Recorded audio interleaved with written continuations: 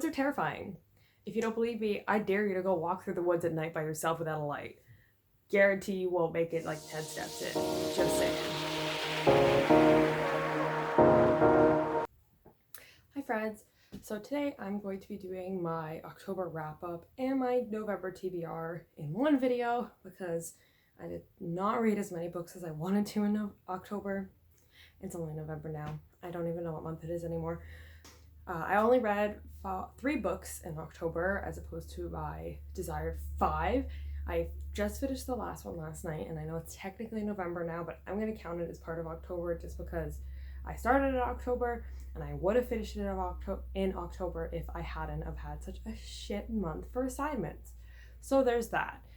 So I'm going to just go through my wrap up quickly first and talk about those books, and then I'll get into what I want to read in November. Let's go.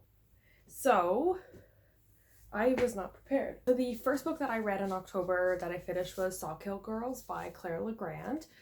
I actually really love this. I wasn't sure what I was going to expect going into it. It's about 3 girls. They all live on Sawkill. Oh my god, what's their names? Yes, Marion moves there and we follow her first. And then Zoe and Val have lived there for a while. Val grew up there. Zoe moved there with her dad, who's like the police chief. And there's basically this monster in this dark wood, and they all have connections to it in a weird way. And all this bad shit starts happening, and they basically find out they have powers, and that they have to stop the monster, but there's other dark twisted turns within it as well. This was really well done. I've seen on Goodreads a lot of people either hate this or love this. I think it really depends on if you like Legrand's writing style. It's very flowery, and it really reminds me of poetry with like the descriptions and some of the sentences, like they're long and wordy, and others are just really short and sweet. So it just depends. I loved it, especially because I find there's not as much descriptive writing like this these days, especially in novels. So that was a factor for me, just because it was so different. Like I haven't really read a novel like written like this in quite a while. I do have Furyborn by Claire Legrand on my TBR. Spoiler for the end of the video. So we'll see if it's like that as well. But this was beautifully done. A really great way to start off spooky month that I was happy about, especially because it was actually way like creepier than I thought it would be. And the ending was so like mind-bogglingly weird that I loved it so much. This also is an FF relationship, like F/F, and I was like, why is no one talking about this? Because it's so good. And the fact that it's so underrated, especially because a lot of people don't like the writing style, but like no one has even mentioned that this is an F/F romance. And I was like really surprised when it started happening, and I was like, yes, because we need more representation for that. So I was really recommending it based on that. I just can't believe no one really talks about this. I know it's like over a year old now, but this book was really good. So if you really want a spooky read, even on October, that has F/F, definitely pick this up. I gave this a 5-star rating if you follow me on Goodreads. I am planning to write like a blog review about it as well, just so I can put more of my thoughts into like proper words, because I could just gush about it, but that was basically the first book that I read of the month. The second book that I read, I did start Carrie. I haven't finished it, but I'm hoping to. I'm like over halfway through. It's just been a bit slow for me, but the second book that I actually read and finished was The Bride Test. If you watched my booktube newbie tag, you'll see that I did talk about it a little bit in there. I was really lucky on the Libby app. I got like a lucky hold, so I got it way earlier than I was supposed to. Honestly, don't know how it works, but I was super excited. I was like, I know it's spooky month, but I have to read this because it's Helen Huang, and it exceeded all my expectations. I loved the Kiss Quotient so much. So when I got this and I started it, I was so excited to learn about Kai and oh my god, what's her name? Because she has her Vietnam name. Esme. So Kai and Esme were so cute, and I really liked how Helen Huang did Esme's story, especially because she literally was from Vietnam. Like she hadn't immigrated to the USA at the start of the book, and she did kind of move there temporarily. You're not sure if she's going to end up staying. Depends on if she and Kai develop a relationship. It was a bit frustrating that part of it was just miscommunication, but like at least it wasn't too bad. But it was really beautifully done. And I read Helen Huang's note at the end of the book that talks about how she talked to her mom, who was a Vietnam, like an immigrant from Vietnam to the USA, and her experience to like really authenticate Esme's, and she developed a deeper connection to her mom when talking about that.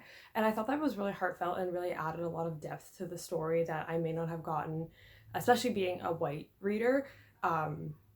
Obviously I'm not expecting her to like teach or educate about it or anything, but it was just a really nice touch to like read that note at the end and see where the inspiration came from her mom for the story. And I thought it was really beautifully done. And overall, it was just like a really feel-good romance. I really enjoyed it. I'm so excited for Helen Huang's third book in the Kiss Quotient series, which comes out next year, called The Heart Principle.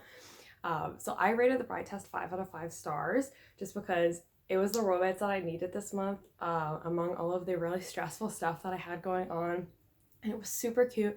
It really makes me want to reread The Kiss Quotient, which is packed away sadly, but I am definitely going to buy the Bride Test now as well because I want to have a physical copy of it. So it was also a really big read for me this month, and it was 5 out of 5 for that. And then the last book that I read in October was The Shining. This is the one that I finished last night because shit finally started going down in the last 200 pages of this. I was on the train yesterday, sitting there like, what the fuck? So I was pleasantly surprised because the first about 450 pages of this, like there was stuff that happened, but honestly, it wasn't as scary as I thought it would be. I had it built up in my head that this was gonna be like one of the scariest books ever because like everybody talks about it and how it's so iconic, and it is, but it definitely wasn't. It was more tension. Like Stephen King is really good at ramping up the tension and making you feel uncomfortable, which is what I felt in the last 200 pages. It was why I was like, oh my god, what is gonna happen? Because like shit went down. I don't want to spoil it because I'm sure there are a lot of people that still haven't read it, but like at the same time, this book has literally been out since like the 70s, so I don't know. Although I haven't been spoiled, but this has been, because this is way different from the movie from what I've seen. I actually haven't seen the movie either. I wanted to read this first and then watch it. But I know like the basics of the movie, and this is way different, which is why it explains why Stephen King doesn't like the movie, because apparently he hates the Shining movie, and I can see why, because it's not totally the same as the book from what I know, but this was still really well done. I do wish it was a little bit faster paced in the beginning. It was weird because I knew that like I knew like why he did it, because he really wanted to have that slow build of like what's happening, like what's going on with the Overlook. Is there actually ghosts? Are they just going crazy? Is there some other supernatural thing going on? Like, or did someone actually break in and is in the hotel with them? And wanted to give you the backstory for like all of their, I don't want to say they're like psychiatric states, but like kind of, because Jack's an alcoholic before, Wendy's debated divorce with him, Danny's just like, why don't my parents love each other? Like it's very complex, their relationships. So I think that also was why he had to do that in the beginning, just to make it build up the tension, and then once the tension is high, you're like, these stakes are life or death. Like literally anything could happen. I will say I was pleasantly surprised with the ending and who survived, because I was really worried that certain people would die. I won't name them, not that there's many characters, but I was happy with how that turned out, because I was really worried that King was going to literally just kill everybody except Danny. I know Danny survives because of Dr. Sleep, but I was worried that other stuff would happen. But basically, was pleasantly surprised with this. I did give it 4 stars just because of how slow the beginning was for me. Didn't love that part, but I understand why he did it, just to build attention. So that was the last book that I read in October. So I only read 3. I am going to be a little ambitious for my November TBR in that I have 6 books on my list. Don't know why, because I still have a lot of projects too. But I'm apparently nuts and want to do that to myself. So let's talk about those. So for my TBR, I do have 3 of them on my Kindle, so I'll just put the covers up on the screen for that, and then just talk about those ones, but I can hold up the physical books that I have. So the first book on my TBR, even though I'm not reading it in order, is Scythe by Neil Shusterman. I've owned this for, God, when did this come out? Wow, this is how long I've owned this for. There's a back to school indigo bookmark in it. When did they do this one? I think I've owned this since it was published, which was like, when did this come out? Why did they? 2016. I'm pretty sure I bought this when, like, 2016 or 2017. It is now almost the end of 2019 and I still have not read it. So I'm finally getting to it just because it's time. It's time I read Scythe. I'm also pretty excited to read this. Way back when I read Neil Shusterman's like Unwind series, I feel like those are forgotten now in like the book realm, but they were huge when I was in middle school and I pleasantly enjoyed them. So I'm very excited to return to Shusterman's writing. I've also heard the series is really, really well done and is like a bit unique. So the 3rd one comes out this fall. It might come out this month. I can't remember. But this one is basically about a world with no hunger, no disease, no war, no misery. Humanity has conquered all those things now and has even conquered death. You can't conquer death, bitch. Now scythes are the only ones who can add life. Oh, so it's like another Grim Reaper version. And are committed to do so in order to keep the size of the population under control. Ooh, so they're like Reapers from Supernatural, but like real people. That sounds fun. I knew I picked this up for a reason. So that's one of the ones on my TBR. I'm very excited to get to it. And I just love this art style and this cover. It's so badass. Like, look at the scythe. Also, Emily called this a scythe in her video, and I have to mention it because it made me burst out laughing, and I messaged her after, and I was like, are you okay? And she's like, I genuinely don't know what I was thinking. I would think I was on drugs or something. Obviously, she was not. But I thought that was really hilarious because scythe, I don't know. I just go watch her video for her book haul because she just bought this too. The first one on my TBR. The second one is, as I mentioned a bit earlier, Furyborn by Claire Legrand. I have it on my Kindle. I got it as an ARC through work way before it first came out. It's not expired, so I'm gonna read it, which I'm kind of excited about. I always check if they're expired first before I put them on my TBR. So I got that. As I said, since I love Saw Kill Girls, I am pretty excited to read it. And I know Nat Reads Books on Instagram has been reading Furyborn, or she's reading the second one, and she read the first one. She's really liked it, so I'm excited to go into that. Also, the cover of Furyborn is gorgeous. I love it. It's so good. It only came out last year. Okay. When assassins ambush her best friend, Riel Dardenne risks everything to save him, exposing herself as one of the pair of prophesized queens. Ooh, a queen of light and a queen of blood. Oh, I hope she's the queen of blood. Oh. Sun Queen. Riel must endure 7 elemental magical trials. If she fails, she will be executed unless the trials kill her first. That sounds fun. Oh, and it's like going before and after. Oh, so it's like the before tale, and then she's a fairy tale later. For a bounty hunter? Yo, why didn't I not read this earlier? This sounds really good. I love bounty hunting, and I love fairy tales, and I love Queens of Blood. So win, win, win. This is why I've loved Assassin's Creed Odyssey so much, because you are simultaneously a mercenary and a bounty hunter and an adventurer and an assassin. It's so good. This sounds perfect. I'm really mad that I haven't read this earlier. Okay, well, that's one of the ones on my TBR. I'm gonna make sure I get to that this month. The third book on my TBR is Crooked Kingdom by Leigh Bardugo. I know, I'm really late to the party. Like, really late. Like, really. As Emily would say, why the fuck haven't you read this yet? Yeah, I just read Six of Crows earlier in the summer. Please don't be mad at me, because I didn't read the Grisha trilogy until, like, God, was it the summer of 2018? That feels so long ago. I was also really behind on that. And I just love this cover, and I really liked Six of Crows a lot more than I did the Grisha trilogy. Like, the Grisha trilogy was okay. Like, it was good. I feel like I talked about this in my booktube movie video, and I did enjoy it, but I did like Six of Crows a lot more, so I'm really hoping Crooked Kingdom will exceed my expectations, but I don't want to get my hopes up too high. But like Cindy reads on... This is Editing Aislinn here, just coming at you with the fact that I don't even know the names of people I've subscribed to, because it's actually Read with Cindy, not Cindy Reads. And I'm a fake fan, apparently. Just wanted to let you all know that. I don't even know how to get that part right. So my apologies to Read with Cindy.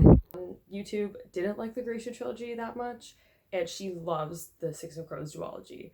So I have high hopes because I kind of trust her reading preferences for what I've seen, and I think she's hilarious. So this is one that I really hope to get to, and I really want to read King of Scars. I love Nikolai so much. He was my favorite character in the Gracia trilogy. So I really want to get back to, although I will say I was spoiled for the end of this book on Twitter because some rude person seems to think that every person who has wanted to read it has read it. So I know who dies at the end of the book, or one of the person who dies, because there could be multiple, but I know one who does, and I'm mad. Not as mad as I thought it would be, but I was just like, wow, guess I'll just go myself, because I was spoiled, and I don't like being spoiled for the ends of books. So yeah, I've tried to put it out of my head and get into reading it anyway, so we'll see how that goes. The fourth book on my TBR is Down Among the Sticks and Bones by Shauna Maguire. I read the first of the Wayward Children series also probably last summer, like of 2018. I got it from the library that I was living, of the city I was living for school, and I got this one from my home library, which is very exciting. So they're very thin, so I'm really sure, I'm 100% sure I'm gonna make myself read this because it's not that long. I think I read the other one in like a day, like one sitting, because it was so easy to read, and I love Shauna Maguire's writing. I read Into the Drowning Deep in the summer by her, and it was so good, and I really like her horror. I know this is like fantasy, and this is telling the story of Jack and Jill before they came out of the doors, so I'm really excited to see how that goes. And return to the Wayward Children series because Shauna Maguire is a gem, and I definitely think one of my favorite authors. As I read more of her, I'm always like, yes, like I love her books. So, and I'm just excited to learn about like the actual door world, like what goes on behind each person's door, because you didn't really get that in the first book. So it'd be really cool to see how Jack and Jill came to be like who they are in the first book. If you haven't read this series, you should. And I know Emily has also read this and she's loved it. So 10 out of 10 for that. And then the fifth book on my TBR is Winterwood by Shea Earnshaw. This actually comes out on November 5th, I believe, which is this week for when I'm filming it now. I'm just going to go to the Goodreads because I have an arc of it on my Kindle. I was able to request it through the publisher. I did request a print copy, but I think I was too late for that. So they sent me a digital copy instead, which is really kind of them to read a review. So I started that last night actually, and I've really liked it so far. Yeah, it comes out on November 5th.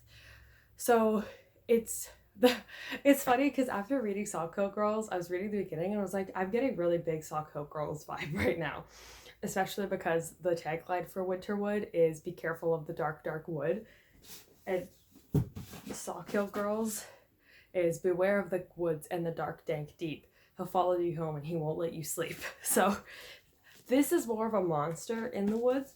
For what it sounds like for Winterwood, the woods themselves are like bad. Like there's this specific set of woods that only the walkers can go into, and you follow Nora Walker, who is one of those witches who can go into the woods like as part of her family. And it also sounds familiar because it's like only the women of the walkers can, whereas with Sawkill Girls, the family that helped the beast was like just women. It was like matriarchal.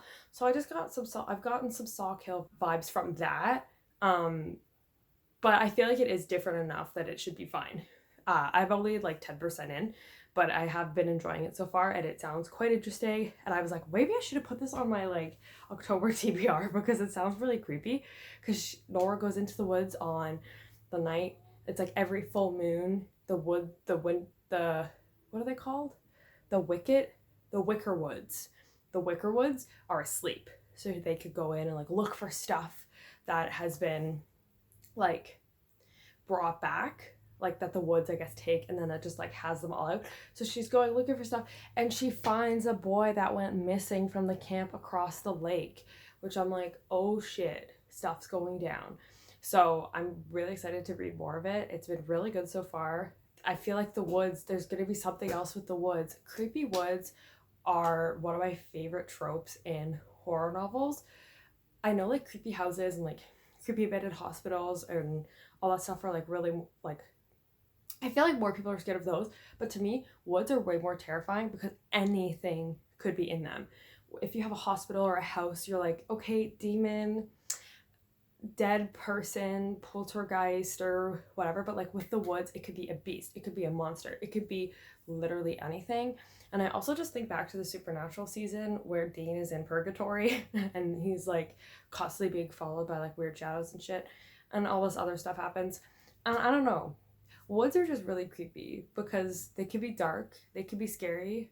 Go, if you don't believe me, go watch The Ritual on Netflix. I watched it with my friend Megan, and we were both like, the atmosphere in it was so well done, and it was super fucking like creepy. Like it was just like so ramped up, and the way that they like did the atmosphere of the woods is kind of how I feel like the Wicker Woods in Winterwood is like. So woods are terrifying. If you don't believe me, I dare you to go walk through the woods at night by yourself without a light. Guarantee you won't make it like 10 steps in. Just saying. And then the last book on my TBR for November is Beneath Cruel Fathoms by Anella Dean, which is also on my Kindle. I was really lucky. So I read Failsafe by Anella Dean in January of this year. I think it was actually my first book of the year, and I really liked it. It was pretty short and sweet, but it was honestly really well done. I actually think about it quite a lot now, which is kind of neat. So it really made an impact on me, and I wrote a review of it on my blog, which you can check out if you want. And then Anella Dean emailed me and asked if I wanted to review Beneath Cruel Fathoms for her, even though it's already been published, just because she really liked my review of Failsafe, which like really made my heart warm and happy. So she kindly enough sent me a copy, which I'm really excited to read. I really liked her writing style, and in Failsafe it actually follows a girl who has epilepsy, and how it like actually helps her, obviously, rather than hinders her, because representing disabled people in novels is really important. And she did a lot of research into it, and it actually like helps her throughout the plot, and she's like the key to like saving the Failsafe world in it, which is really cool. I talked more about it in my review. I haven't read back on it in a while, so that's probably really badly worded. I apologize, but definitely go check it out, and check out Failsafe. It's like a sci-fi, like a YA sci-fi, like kind of like novella, but it is a novel, but it's a bit shorter. So Beneath Cruel Fathoms is new adult. I have to check if Failsafe is also new adult. It might be, but it is about Iswara, who ship gets wrecked, and there's mermaids. There's merfolk. And I have a feeling she falls in love with the merfolk, and she has to investigate the like merfolk's people's mysteries, and there's a deadly plague, and I just love the cover of it too. It's really beautiful. So I'm really excited. That's a terrible synopsis. Even though I'm an English student, I'm terrible at writing synopsises and giving synopsises on the spot. Just go look at the book. It sounds great. So that is the last one on my TBR. And there's a Restless Sea, Ancient Powers. That's what I'm planning to read for November. 6 books. As you can see, I have oh god, I have 3 physical copies, 3 Kindle. I feel like that's a really good balance. I can like balance between the two. I honestly don't know if I'm gonna read all of these. I feel like I'm being really eager, especially because I've already reached my Goodreads goal. The Shining was the last book I needed. I wanted to read 30 books this year. I didn't want to be too eager with it since I was finishing my undergrad at the beginning of the year, and now I'm in school again. But obviously, even though I've hit my goal, I'm still going to keep reading. So we'll see if I actually read all 6 books. A couple of them, as I mentioned, since they are shorter, it will be a lot easier for me to do. So it should be okay. But I don't want to get my hopes up because I always do. And I'm like, I'll read this many books as I did in October, which was like 5, and I didn't. So there's that. But yeah, if you watched through this whole video, thank you.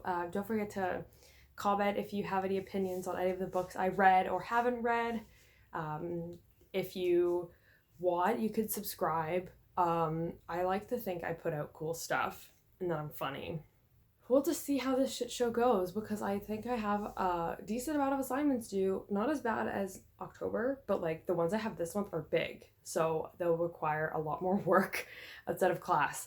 So the train is going to be my best friend when I'm going to be reading because I have like an hour train commute, like one way to the city and then another hour back. So it's like 2 hours the days that I take the train. So that's like a given 2 hours of reading, which is pretty cool. So I'm going to hopefully try to plow through all of these books and we'll see if that goes. But thank you for watching. As I said, like, comment, subscribe, I don't know, whatever, if you want to. You don't have to. It's up to you, really. This is a free internet, kind of. You have the option to make whatever decisions you want to make. But thanks for watching. I'll see you guys in the next video. Bye!